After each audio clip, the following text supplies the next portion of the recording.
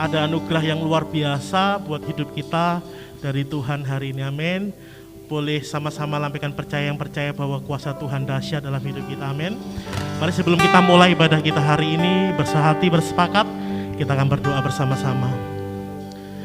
Terima kasih buat kebaikan Tuhan hari ini. Kami mengucap syukur Tuhan, kami percaya anugerah-Mu baru di dalam setiap kami umat yang Kau kasihi. Hari ini kami membawa kerinduan kami membawa hati kami membawa ucapan syukur kami kepadamu Tuhan. Terimalah pujian, penyembahan dan ucapan syukur kami hari ini. Terima kasih Bapa di surga. Dengan segenap hati kami percaya Tuhan hadir di tengah-tengah kami dan Tuhan melawat kehidupan kami. Dan bahkan Tuhan disenangkan atas korban hidup kami. Terpujilah nama-Mu di dalam nama Tuhan Yesus Kristus. Sama-sama yang siap masuk dalam hadirat Tuhan katakan Bapak Ibu, kita akan dengarkan pengumuman dan Voice of Pentecost.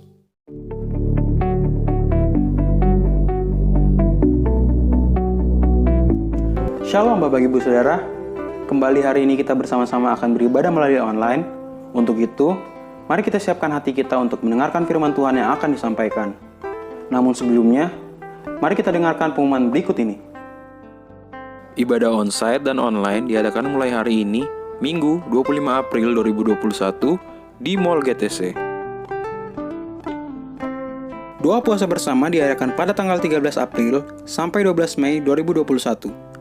Doa puasa ini wajib untuk pelayan jemaat dan aktivis, serta dihimbau untuk jemaat. Jenis puasa ditentukan oleh masing-masing pribadi. Cool Prayer and Worship diadakan setiap hari Jumat pukul 7.30 malam melalui aplikasi Zoom. Youth Service Online diadakan setiap hari Sabtu pukul 7.30 malam melalui aplikasi Zoom. Sunday Service Online untuk sementara waktu dilaksanakan melalui channel YouTube dan Zoom. Perjamuan kudus akan dilaksanakan pada minggu kedua oleh Pendeta Isaac Moses dan minggu lainnya akan dilayani oleh Gembala Sidang kita, Pendeta Dr. Insinyur Niko Nyotra Harjo. Harap menyediakan roti dan anggur di rumah masing-masing. Untuk pelayanan pastoral, silakan menghubungi telepon atau WhatsApp. Untuk perpuluhan, misi, penginjilan, ucapan syukur, diakonia, dan lain-lain dapat ditransfer melalui rekening BCA berikut ini. Mari dengarkan firman Tuhan yang luar biasa.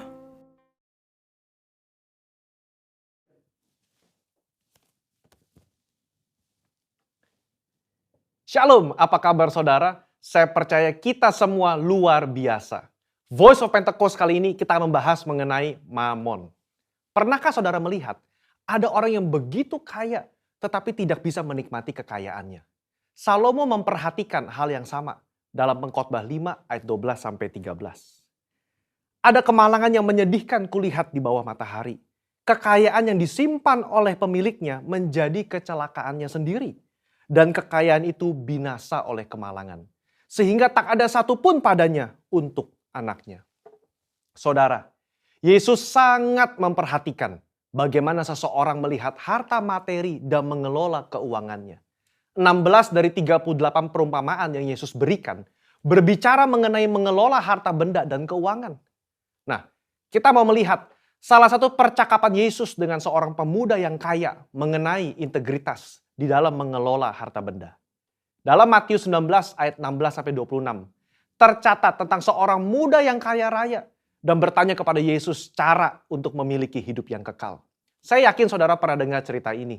Dari percakapan Yesus dan anak muda ini ada 3 hal yang dapat kita pelajari. Yang pertama, kehidupan kekal hanya ada di dalam Yesus. Pemuda ini datang dan bertanya, apa yang harus kuperbuat untuk memperoleh hidup yang kekal?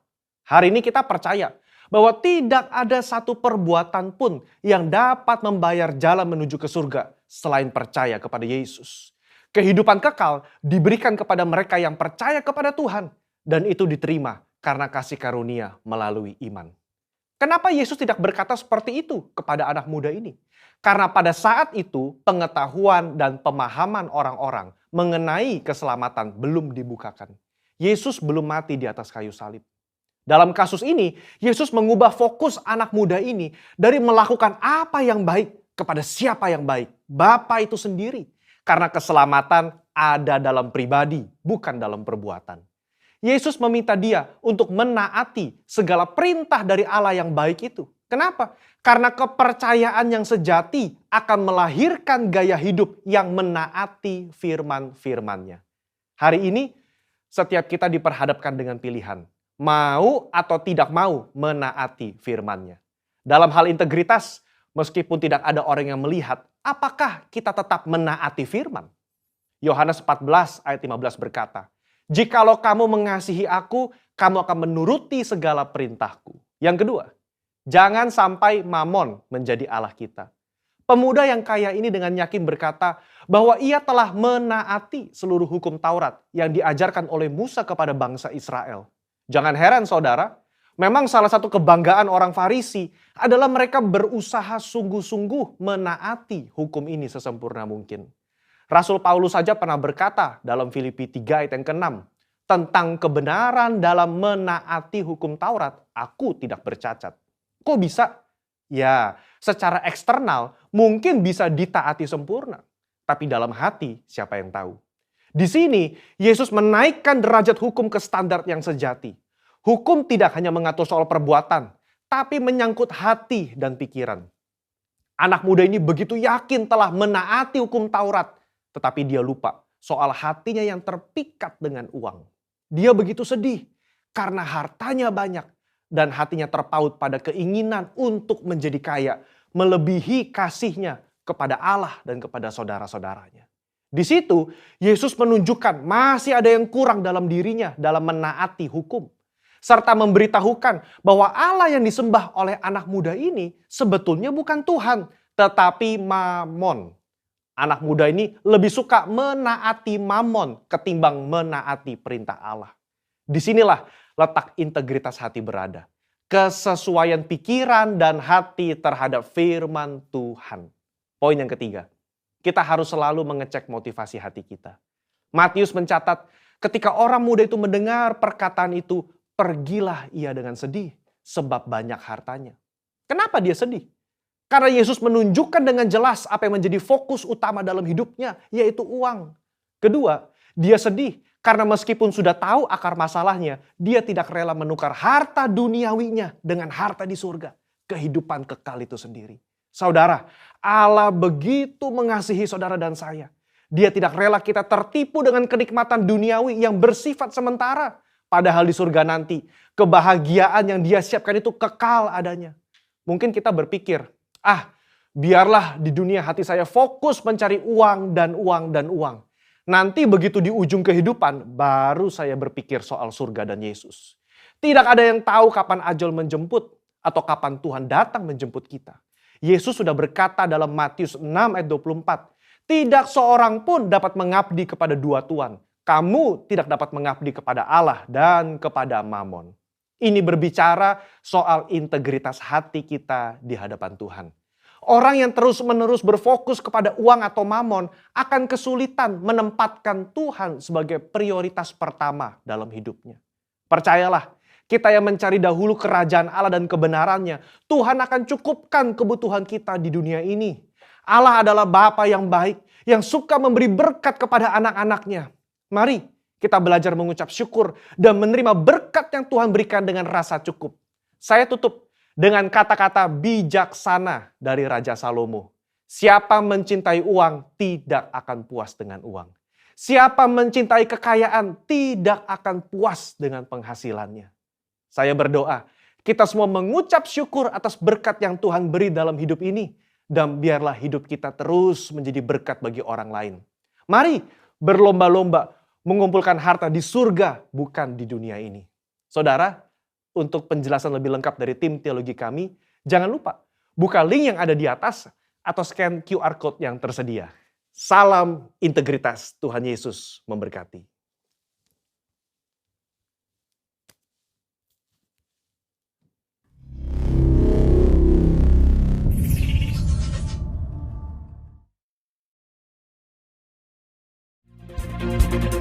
Mari kita bangkit berdiri.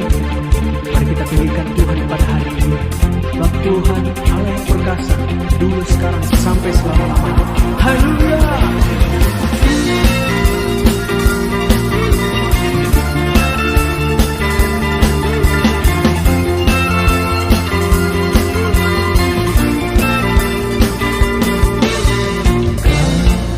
Tuhan yang berkuasa, sanggup bangkitkan pengharapanku.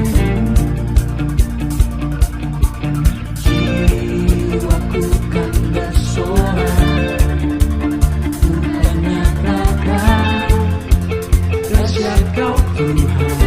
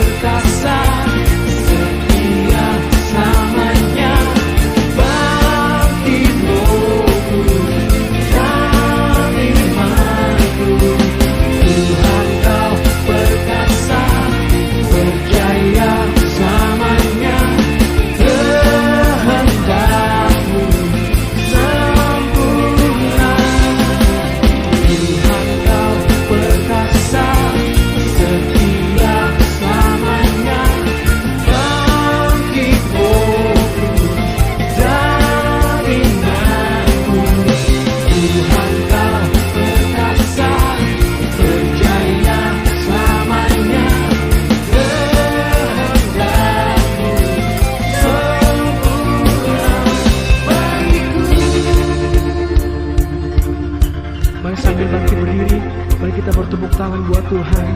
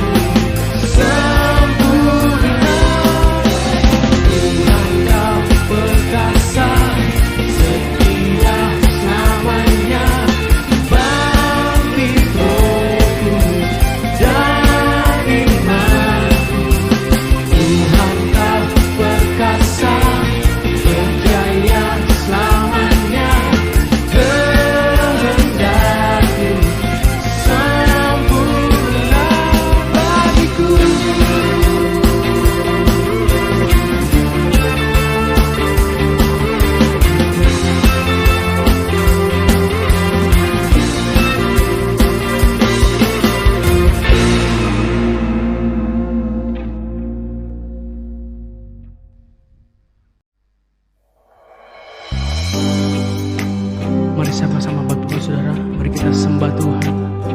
Mari kita siapkan hati dan pikiran kita untuk menyembah Tuhan. Terima kasih Tuhan Yesus, terima kasih.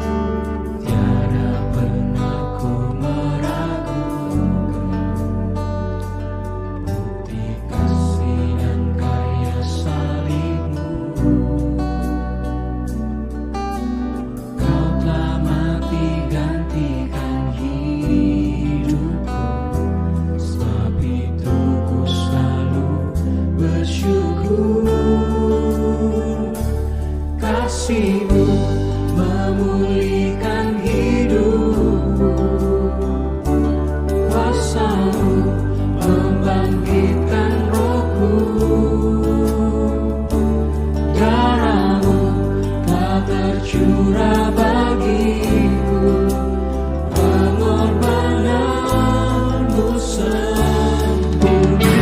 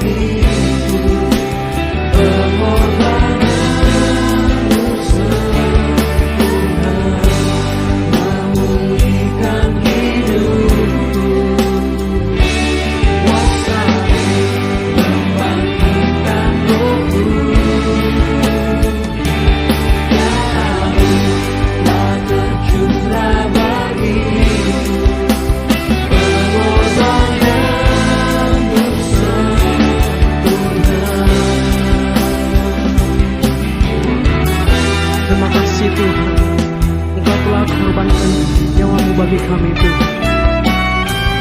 Sebab itu kami Tuhan mau mengikut-Mu, kami mau mengiring-Mu Tuhan sampai selama-lamanya Tuhan. Terima kasih Tuhan, terima kasih.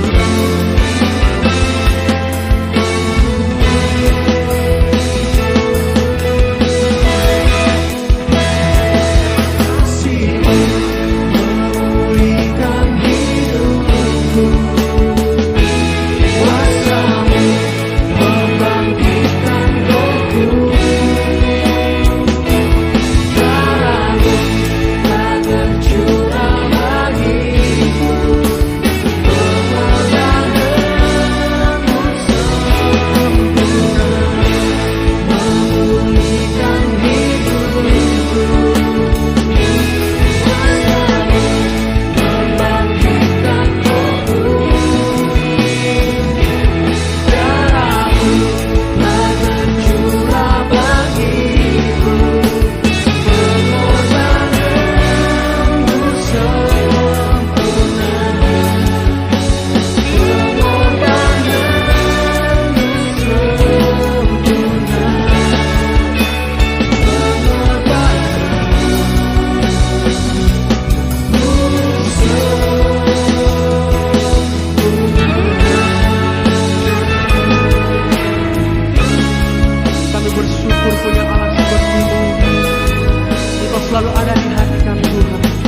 selalu ada di samping kami Tuhan. Terima kasih Tuhan Yesus, terima kasih.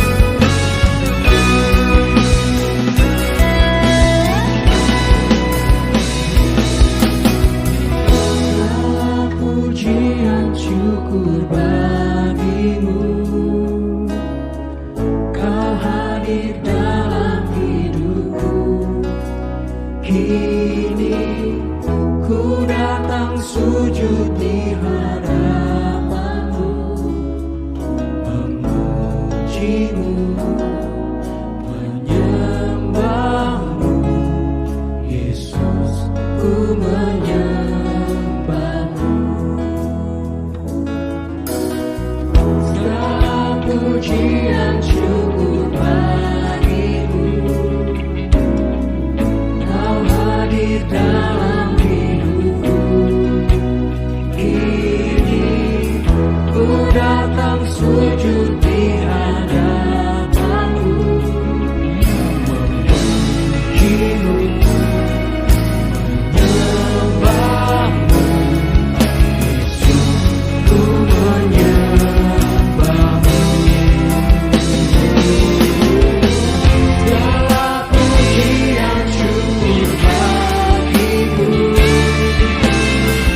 Kau hadir dalam hidupku. Kini ku datang sujud di hadapanmu, memujimu, menyembahmu, Yesus, ku menyembahmu. Segala pujian syukur bagimu, Kau hadir dalam hidupku. Kini ku datang sujud di hadapanmu, memujimu, menyembahmu, Yesus, ku menyembahmu. Menyembahmu,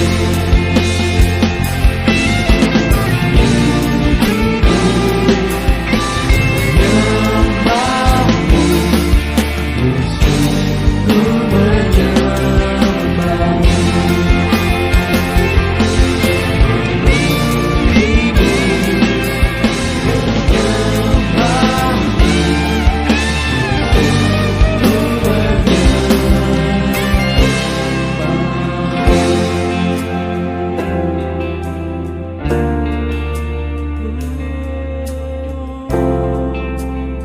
menyembahmu. Mari sama-sama kita sembah Tuhan Bapak Ibu Saudara. Mari kita tinggikan Tuhan pada hari ini. Terima kasih Tuhan atas pengorbanan-Mu, atas kasih-Mu Tuhan. Kami memuji-Mu Tuhan. Kau yang layak ditinggikan. Oh haleluya. Haleluya.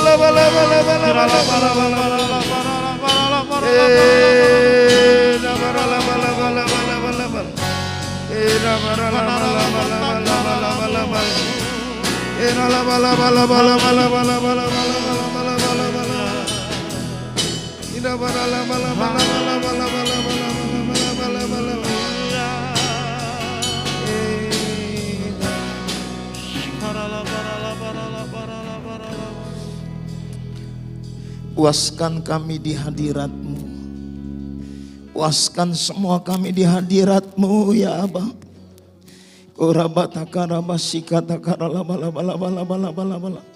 Tuhan, terima kasih buat hari pertama dalam ibadah online kami ya Abah. Engkau baik buat kami, Engkau baik buat kami ya Abah. Tuhan, selama Engkau menjaga kami, Engkau melindungi kami, Engkau pelihara kami, Engkau jauhkan kami dari segala sakit penyakit. Dan hari ini ya Abah, kami bisa berkata, Tuhan Engkau dahsyat, Tuhan Engkau luar biasa. Terima kasih buat segala perbuatan-perbuatan-Mu ya Abah. Kami mau mendengarkan pesan-pesan-Mu, berbicara buat kami ya Abah di awal kami membangun ibadah kami ini ya Abah. Kami percaya Tuhan sedang menuntun kami untuk melihat segala hal pulih kembali dalam nama Yesus. Kami berdoa buat bangsa kami Tuhan, Engkau berperkara ya Abah. Tuhan terus campur tangan dalam nama Yesus. Terima kasih Tuhan, terima kasih. Kami siap mendengarkan pesan-pesan-Mu dalam nama Tuhan Yesus. Haleluya, haleluya, haleluya. Mari yang siap dengarkan pesan Tuhan sama-sama katakan amin. Saudara jangan duduk dulu, tetap berdiri. Tengok kiri kanan. Tengok kiri kanan. Iya, Bapak Ibu saya tengok aja. Mari kita berikan tepuk tangan buat Tuhan Yesus. Silakan duduk Bapak Ibu saudara. Shalom. Saya sangat percaya bahwa kita merindukan untuk ada dalam ibadah seperti ini kembali. Tapi segala sesuatu ada dalam rancangan Tuhan. Amin. Saya percaya bahwa ketika kita memperhatikan apa yang menjadi tuntunan Tuhan melalui gembala kita, ada waktunya Tuhan menyimpan kita, menyembunyikan kita. Sampai pada waktu yang tepat Tuhan bawa kita keluar. Nah, hari ini tema yang saya ajak untuk kita bahas yaitu berkaitan dengan sebuah tokoh besar di Alkitab dalam masa pemerintahan Usia papanya melakukan apa yang jahat di mata Tuhan sehingga terbengkalai hal-hal yang rohani. Tapi ketika dia diangkat jadi raja, Bapak Ibu Saudara, ada sebuah perubahan besar-besaran yang dilakukan oleh tokoh ini. Nah, itu sebabnya kita mau soroti ada teks dari pasal 31 ayat yang ke-20 dan 21. 2 Tawarik 31 ayat 20 ayat 21. Mari Bapak Ibu Saudara kita baca sama-sama.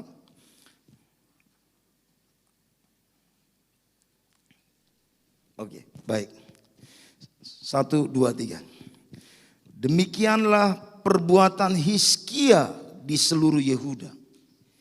Ia melakukan apa yang baik, apa yang jujur, dan apa yang benar di hadapan Tuhan Allahnya. Ayat berikutnya. Dalam setiap usaha yang dimulainya, untuk pelayanannya terhadap rumah Allah dan untuk pelaksanaan Taurat dan perintah Allah. Ia mencari Tuhan. Ayat berikutnya, semuanya dilakukannya dengan segenap hati sehingga segala usahanya berhasil.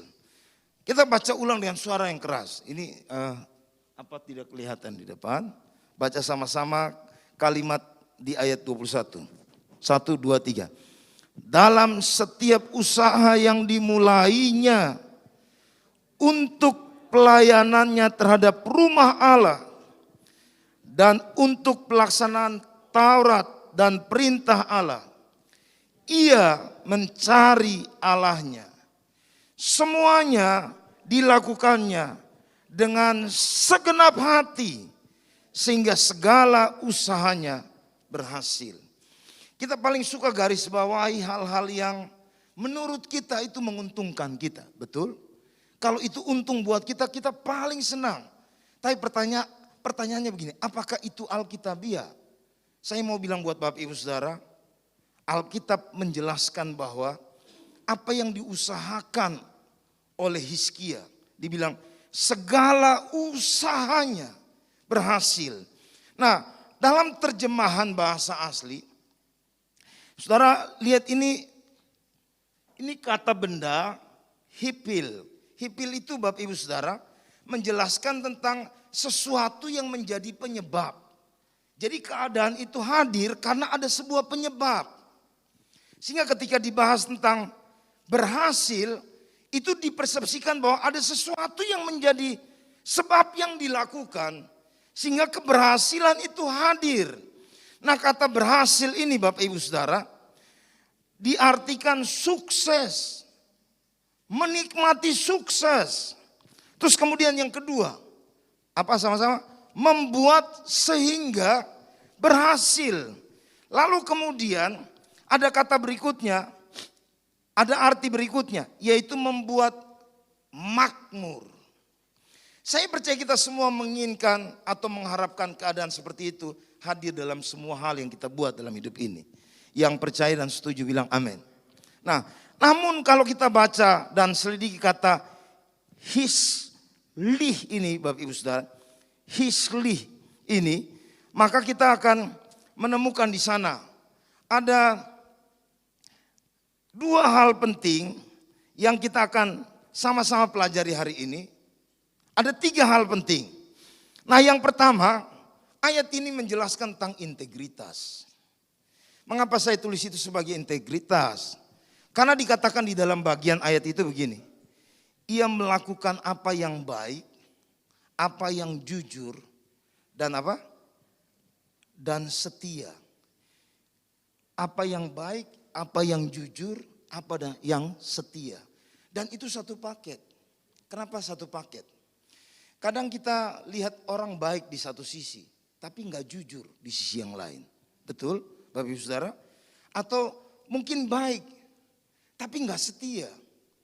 Tapi yang dilakukan oleh Hizkia, itu Alkitab memberikan data dan informasi buat kita bahwa dia melakukan itu dengan sempurna. Baik, jujur, dan satu lagi, setia. Nah, pertanyaannya Bapak Ibu Saudara, apakah kita seperti itu?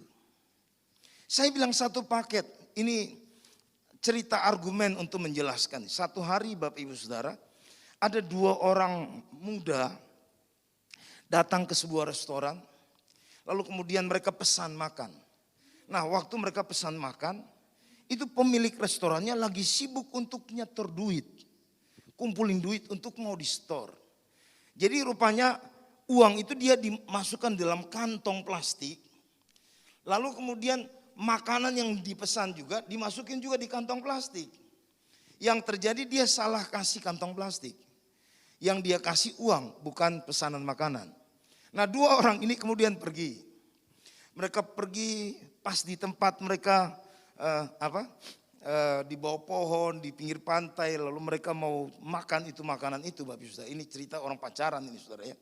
Jadi pas mau makan itu makanan, buka ternyata bukan dus makanan, tapi uang di dalam. Nah, dua orang ini yang mereka buat, mereka langsung buru-buru pulang, bawa kantong yang berisi uang itu kembali ke restoran dari mana mereka beli makanan itu. Sampai di sana, itu yang punya ketika lihat itu, dia langsung lihat ini sesuatu yang luar biasa, karena jarang yang kayak begini. Jadi dia bilang gini, tunggu ya, jangan buru-buru pulang, saya terima kasih banyak. Saya akan panggil wartawan datang, foto Bapak Ibu Saudara, supaya viralkan bahwa yang seperti ini jarang dijumpai. Saudara tahu yang lakinya datang bisik ke Tuhan, jangan Pak, jangan Pak. Terus dia bilang, kenapa jangan? Bapak ini sudah sangat baik hati, rendah hati pula karena menolak. Lalu didesak Bapak Ibu Saudara sama yang punya restoran. Kenapa Pak? Udah Pak, ini Bapak udah lakukan yang terbaik. Akhirnya dia bisik-bisik, Pak kalau Pak foto Pak, saya akan malu. Itu yang saya bawa itu bukan istri saya. Jadi rupanya satu sisi dia baik, tapi sisi yang lain, dia gak jujur dengan hidup dia. Nah yang begini kan sepertinya berintegritas. Tapi bukan yang dimaksud oleh Alkitab. Tapi bagaimana dengan Hizkia? Saudara, dalam terjemahan bahasa Indonesia sehari-hari, apa yang baik itu dimaksudkan menjalankan keadilan. Terus kemudian berlaku jujur. Satu lagi Bapak Ibu Saudara, setia itu diterangkan sebagai menyenangkan hati Tuhan Allahnya. Itu dalam terjemahan bahasa Indonesia sehari-hari. Nah, saya mau maju Bapak Ibu Saudara. Lihat satu hari ketika Tuhan datang kepada Hizkia bahwa kamu akan mati. Apa kata Hizkia? Coba perhatikan kata-kata dia. Dia bilang begini, ah Tuhan, ingatlah kiranya, garis bawahi kalimat itu, bahwa aku telah hidup di hadapanmu dengan apa? Setia. Dan dengan apa? Tulus hati. Dan bahwa aku telah melakukan apa yang baik di matamu. Kemudian menangislah Hizkia dengan sangat. Yang jadi persoalan buat kita begini. Apakah kita berani ngomong begitu buat Tuhan? Halo? Coba mari pikirkan sama-sama. Apakah saudara saya berani bilang buat Tuhan, Tuhan, ingat ya Tuhan, saya ini telah hidup apa? Setia, tulus hati, dan melakukan apa yang baik. Sampai di titik ini Bapak Ibu Saudara, Hizkia berani mendeklarasikan dirinya sebagai orang yang berintegritas. Mari kita lihat kebenaran firman Tuhan ini untuk menangkap apa yang sedang dibicarakan oleh gembala sidang kita hari-hari ini. Yang mengerti katakan amin. Amin. Saudara, saya kembali di poin tadi. Ini satu paket. Bicara integritas itu utuh. Nah karena itu dibilang satu paket. Tapi muncul kembali dalam kisah ini. Hizkia bisa berani berargumen dengan Tuhan. Dengan bahasa yang seperti itu. Nah saudaraku yang terkasih dalam Tuhan. Mari jadi orang percaya yang hidup dalam integritas. Saya tulis di sini saudara kalau lihat di buku-buku. Tulisan tentang 7 area ujian integritas. Yang pertama begini. Apakah kita hidup benar saat kita sendirian? Tidak ada orang yang melihat kita. Jadi keberadaan kita di waktu kita sendiri saja. Itu menggambarkan kehidupan yang sebenarnya tentang diri kita. Waktu nggak ada orang yang mengawasi kita. Disitulah sebenarnya kita bisa mengukur. Betulkah kita berintegritas? Yang berikut Bapak Ibu Saudara. Apakah kita menepati janji dan kata-kata kita dapat dipegang orang lain? Apakah kita konsisten melakukan apa yang kita yakini di saat sulit, sengsara, aniaya, bahkan maut? Orang, Bapak Ibu Saudara, mungkin dalam hidup ini kita banyak ketemu orang. Dia bisa ngomong sesuatu buat saudara saya. Dia bisa janji sesuatu buat saudara dan saya. Kalau semuanya jadi bagus. Bagaimana kalau ada keadaan yang tidak baik muncul di dalamnya? Dalam mungkin sebuah hubungan. Apakah masih mungkin kita itu bersikap apa? Yes dengan apa yang pernah kita bilang. Kalau kita belajar perjanjian lama, kisah Rut menggambarkan begitu. Amin. Dia mengalami tekanan sebetulnya dari Naomi. Pulang. Emang lu harus tunggu gua kawin dulu? Nanti kemudian punya anak baru kawinin lu. Itu kan bahasa paling menyakitkan Bapak Ibu Saudara. Tapi apa yang Ruth buat? Dia tetap mantap dalam perkataan dia. Atau apa yang pernah dia ucapkan kepada Naomi. Nah bagaimana dengan saudara dan saya? Hari ini mari kita cek hidup kita. Sehingga waktu kita ngomong integritas Bapak Ibu Saudara. Kita bisa melihat diri kita sejauh mana kita sedang menghidupi itu dalam kehidupan kita. Apakah kita mengatakan semuanya berdasarkan apa yang kita alami dan kita hidupi? Atau mungkin sebuah dusta yang hadir di sana? Apakah yang tampak dari luar hidup kita sama dengan yang ada di dalam hati kita? Apakah kita bertanggung jawab pada hal-hal yang kecil yang nampak sepele? Lalu kemudian apakah kita sudah menjadi contoh dari apa yang kita ingin untuk orang lain lakukan? Ini sebuah pertanyaan ujian untuk membuktikan apakah kita betul sedang hidup atau berjalan dalam integritas. Saya akan bahas yang kedua ini dan kita akan tutup pesan hari ini Bapak Ibu Saudara. Hal yang kedua tentang prioritas. Coba perhatikan di sini, dibilang di sana Bapak Ibu Saudara. Hizkia mencari Allah. Yang pertama, dalam setiap usaha yang dimulai. Yang kedua, dalam pelayanan di rumah Allah. Yang ketiga, dalam melaksanakan Taurat dan perintah Tuhan. Dia fokus Bapak Ibu Saudara dengan apa yang memang dia mau kerjakan buat Tuhan. 2 Raja-Raja 19, ketika Hizkia menerima surat ini dari Sanherib Bapak Ibu Saudara, Alkitab menjelaskan dia datang kepada Tuhan, dia berdoa, dia bawa surat itu dan yang luar biasa Tuhan berperkara jawab doa dia.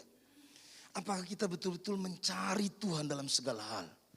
Mari kita jawab, tapi hari ini saya mau bilang buat Bapak Ibu Saudara, yang saya sedang lihat di depan mata ini, saya terlalu percaya adalah orang-orang yang betul-betul punya hati mencari Tuhan. Coba saudara lihat kiri kanan. Lihat kiri kanan, coba pastikan. Atau lihat, kenali. Ya, halo? Kenali ya. Loh, ini orang yang punya hati mencari Tuhan. Kita mungkin nggak beritahu ini berulang atau umumkan khusus, kontak khusus dan sebagainya. Saya dari tadi pikir, ternyata, lihat itu apa?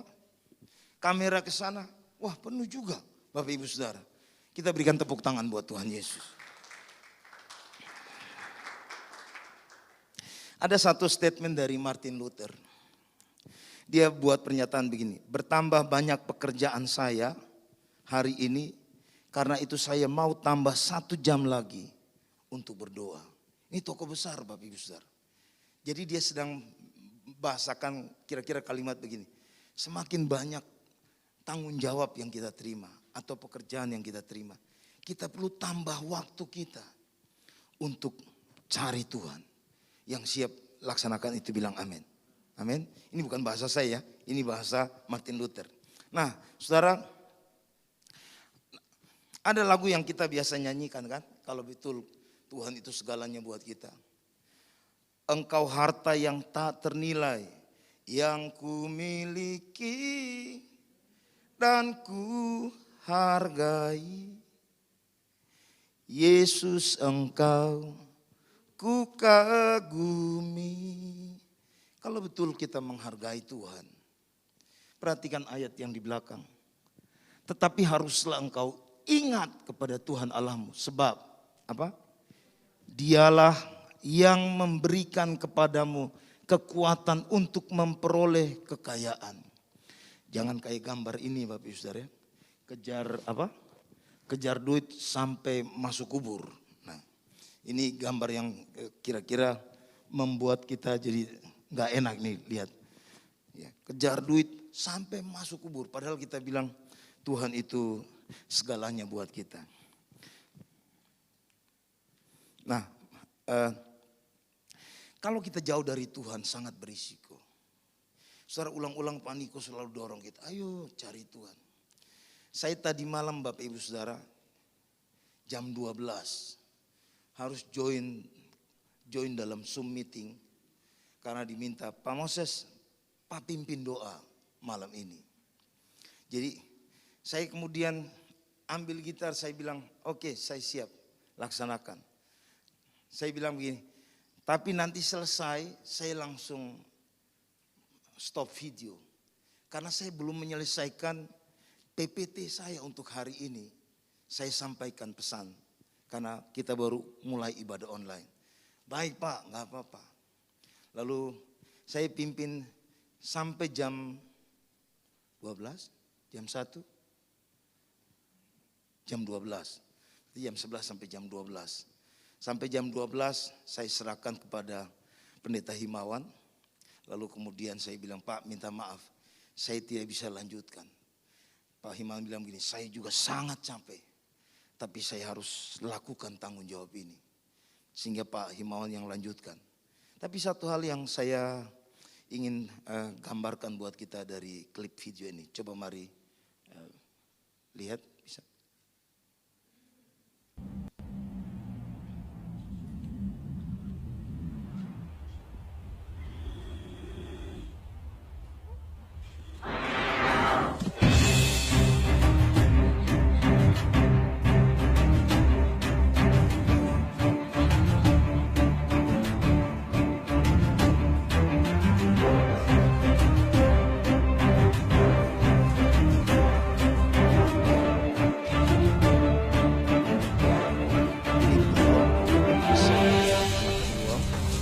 Bisa dari induknya.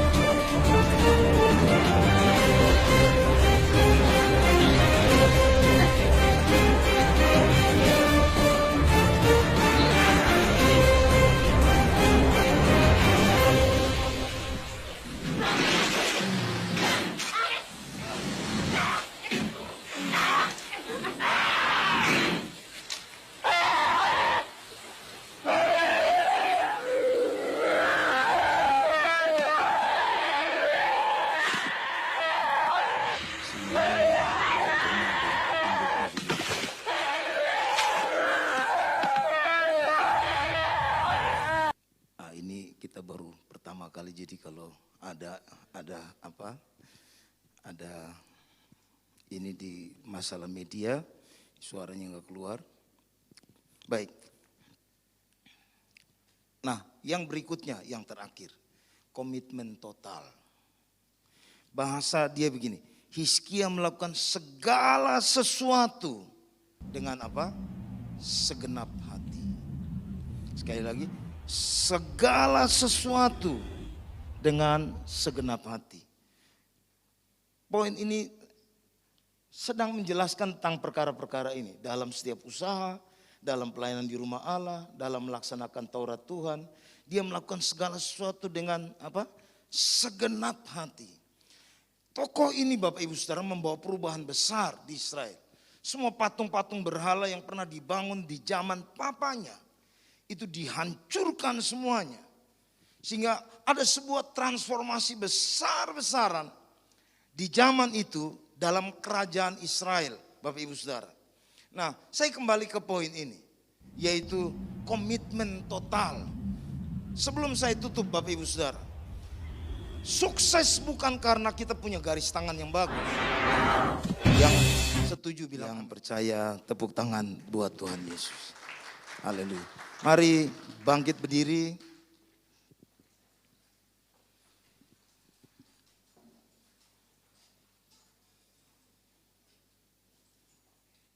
Engkau ada bersamaku di setiap musim hidupku. Tak pernah kau biarkan ku sendiri. Kekuatan di hidupku, kekuatan di jiwaku adalah bersamamu, adalah bersamamu. Tak pernah kasihmu bersamamu, bersamamu Bapa.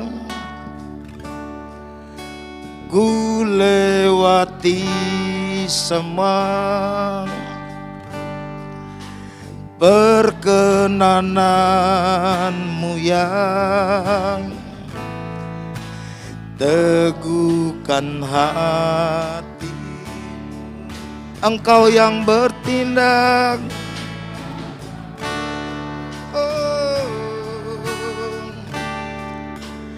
memberi pertolongan, anugerahmu besar melimpah bagiku.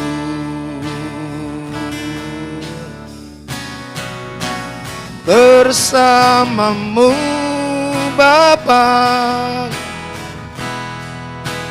ku lewati semua perkenananmu, perkenananmu yang teguhkan hatiku. Oh, Engkau yang bertindak, Engkau yang bertindak, memberi pertolongan, anugerahmu, anugerahmu besar melimpah bagiku. Katakan sekali lagi, bersamamu, bersamamu Bapa, ku lewati semua. Mari angkat tanganmu, katakan sama-sama. Perkenananmu yang teguhkan hatiku, Kau yang bertindak,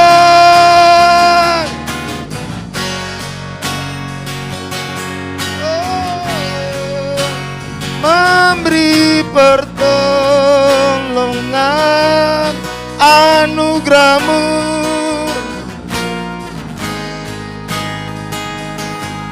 melimpah bagiku. Anugerahmu, anugerahmu besar melimpah bagiku. Anugerahmu ya Abang, anugerahmu besar melimpah bagiku.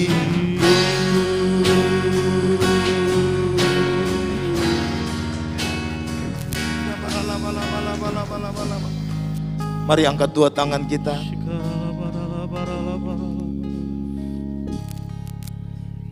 Tuhan, kalau Hizkia lihat hari-hari yang luar biasa dalam hidup dia, kami belajar dari apa yang menjadi bagian dalam kehidupan dia hari ini. Tuhan, tolong setiap kami ya Aba, sehingga dalam perjalanan hidup Kristen kami mau terus dipulihkan, dibaharui, dibangun, diperbaiki ya Aba. Sebab kami tahu tujuan kami yaitu menjadi sama seperti Kristus. Kalau hari ini Engkau berbicara buat kami, bukan untuk gol kami lihat kesuksesan, tapi yang lebih dari itu kami mau lihat hal-hal yang menjadi penyebab sehingga semua hal itu datang. Kami mau bangun itu dalam hidup kami ya Aba. Karena itu hamba-Mu berdoa dalam nama Yesus. Dalam nama Yesus, Roh-Mu tercurah bagi kami. Pengurapan itu memampukan kami, mengajar kami, supaya kami terus dipulihkan, dibaharui, dibuat indah di pandangan Tuhan. Hamba-Mu berdoa dalam nama Yesus. Dalam nama Yesus, berkati juga setiap anak-anak-Mu ya Aba. Apapun yang dikerjakan, diusahakan, biar seperti yang dilakukan oleh Hizkia. Kami melihat itu berhasil. Karena kami mencari Engkau, itu berhasil. Karena kami komitmen penuh, itu berhasil. Karena kami hidup dalam integritas. Di dalam nama Tuhan Yesus, kami juga berdoa yang sedang bergumul dengan hal apapun. Tuhan tolong campur tangan, sehingga kami melihat Allah yang menyertai kami. Sungguh Engkau tidak pernah membiarkan dan tidak pernah meninggalkan kami. Dalam nama Tuhan Yesus Kristus. Haleluya, haleluya. Mari sama-sama katakan Amin. amin. Kita berikan tepuk tangan yang meriah buat Tuhan Yesus. Haleluya.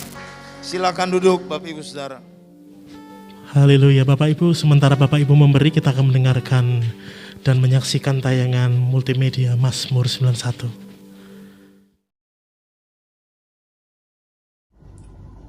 Orang yang duduk dalam lindungan yang maha tinggi dan bermalam dalam naungan yang maha kuasa akan berkata kepada Tuhan, tempat perlindunganku dan kubu pertahananku, Allahku yang kupercayai. Sungguh dialah yang akan melepaskan engkau dari jerat menangkap burung, dari penyakit sampar yang busuk. Dengan kepaknya ia akan melindungi engkau. Di bawah sayapnya engkau akan berlindung. Kesetiaannya ialah perisai dan pagar tembok. Engkau tak usah takut terhadap kedahsyatan malam, terhadap panah yang terbang di waktu siang, terhadap penyakit sampar yang berjalan di dalam gelap, terhadap penyakit menular yang mengamuk di waktu petang. Walau 1000 orang rebah di sisimu dan 10.000 di sebelah kananmu, tetapi itu tidak akan menimpamu. Engkau hanya menontonnya dengan matamu sendiri dan melihat pembalasan terhadap orang-orang fasik. Sebab Tuhan ialah tempat perlindunganmu. Yang maha tinggi telah kau buat tempat perteduhanmu. Malapetaka tidak akan menimpa kamu, dan tulah tidak akan mendekat kepada kemahmu. Sebab malaikat-malaikatnya akan diperintahkannya kepadamu untuk menjaga engkau di segala jalanmu. Mereka akan menatang engkau di atas tangannya, supaya kakimu jangan teratuk kepada batu. Singa dan ular tedung akan kau langkahi, engkau akan menginjak anak singa dan ular naga. Sungguh hatinya melekat kepadaku, maka aku akan meluputkannya. Aku akan membentenginya, sebab ia mengenal namaku. Bila ia berseru kepadaku, aku akan menjawab. Aku akan menyertai dia dalam kesesakan. Aku akan meluputkannya dan memuliakannya. Dengan panjang umur akan kukenyangkan dia, dan akan kuperlihatkan kepadanya keselamatan daripadaku. Mari kita deklarasikan Pentakosta ketiga. 1. Pentakosta ketiga adalah pencurahan Roh Kudus yang dahsyat di zaman ini, melebihi yang terjadi di Azusa Street. 2. Pentakosta ketiga akan mengakibatkan penuaian jiwa yang terbesar dan yang terakhir sebelum Tuhan Yesus datang kembali. 3.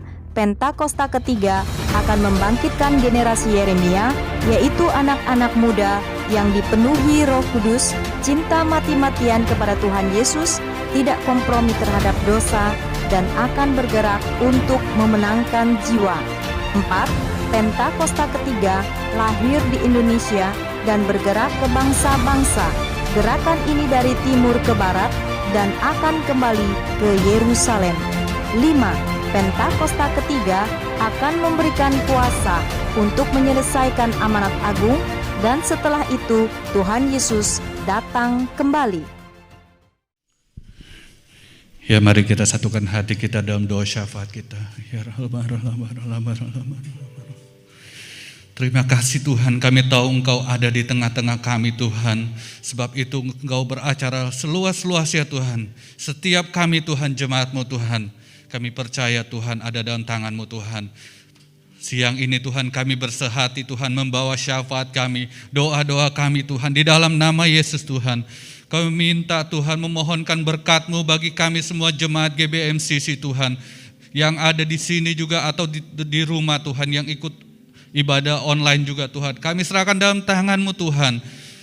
Kiranya berkat-Mu berlimpah-limpah Tuhan. Engkau lihat setiap hati, setiap kehidupan kami Tuhan. Yang lemah Kau kuatkan, yang sakit Kau sembuhkan Tuhan. Engkau berikan pertolongan Tuhan. Bahkan Kau berikan jalan keluar dan terobosan Tuhan. Dan kami akan melihat Tuhan, ada pemulihan ekonomi Tuhan untuk jemaat-jemaat kami Tuhan. Di dalam nama Yesus Tuhan. Bapa kami juga Tuhan, siang ini bersehati berdoa untuk bangsa kami, Indonesia, kota kami Makassar Tuhan. Dan juga kepala-kepala negara kami, presiden dan wakil presiden, kami minta hikmat dan pengurapan daripada Engkau bagi presiden kami dan wakil, juga para jajaran menteri dan aparatur negara semua, TNI Polri semua dalam tangan-Mu dalam nama Yesus Tuhan. Mereka melayani, mereka bekerja dengan baik seturut apa yang menjadi isi hati-Mu bagi bangsa ini Tuhan. Kami serahkan dalam tangan-Mu Tuhan setiap hal yang dilakukan oleh tenaga medis dalam pemulihan negara ini dalam mengatasi COVID-19 Tuhan. Engkau berikan kekuatan Tuhan, Engkau berikan pemulihan Tuhan di dalam nama Yesus Tuhan. Juga pemulihan untuk ekonomi Tuhan, semua sektor yang bergerak di bangsa ini Engkau pulihkan Tuhan. Dalam nama Yesus tidak ada badai ekonomi Tuhan, tidak ada krisis ekonomi Tuhan. Semuanya diselamatkan dan semuanya untuk hormat kemuliaan-Mu Tuhan.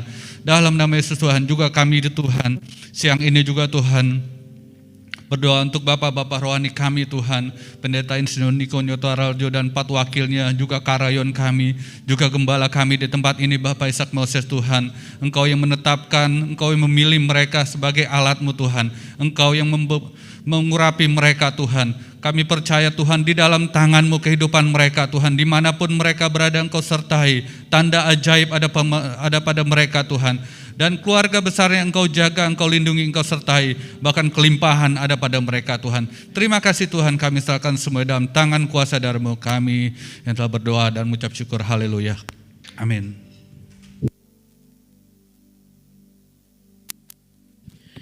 Kiranya Engkau memberkati aku berlimpah-limpah. Mari sama-sama angkat tanganmu buat Tuhan kita Bapak Ibu. Dan memperluas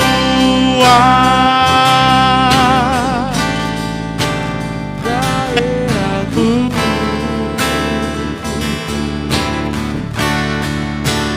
Dan kiranya tangan-Mu menyertai aku dan melindungi aku.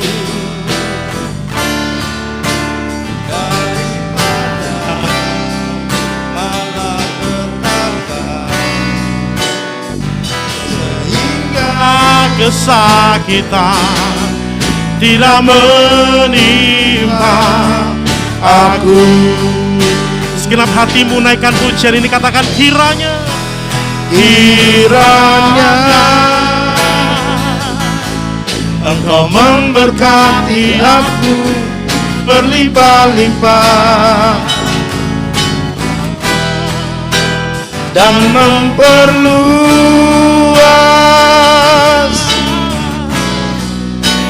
daerahku.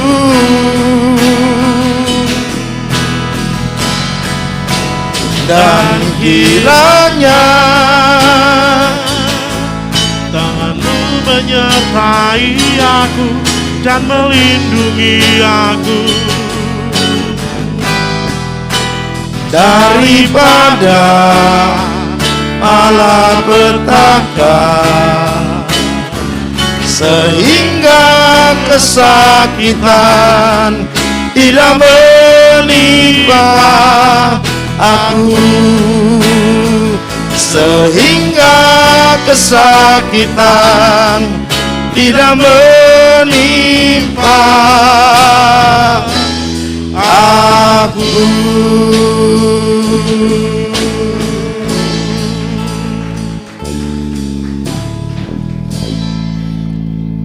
Mari angkat dua tangan, arahkan hati buat Tuhan. Segala berkat yang terbaik itu datang dari atas. Karena itu terimalah berkat yang berlimpah-limpah dari Allah Bapa, kasih yang sempurna dari Tuhan Yesus Kristus, kuasa Roh Kudus menyertai kita semua saat ini lagi sampai Maranatha. Yesus datang menjemput semua orang percaya, bahkan kekal selama-lamanya. Mari yang terima berkat Tuhan sama-sama katakan amin.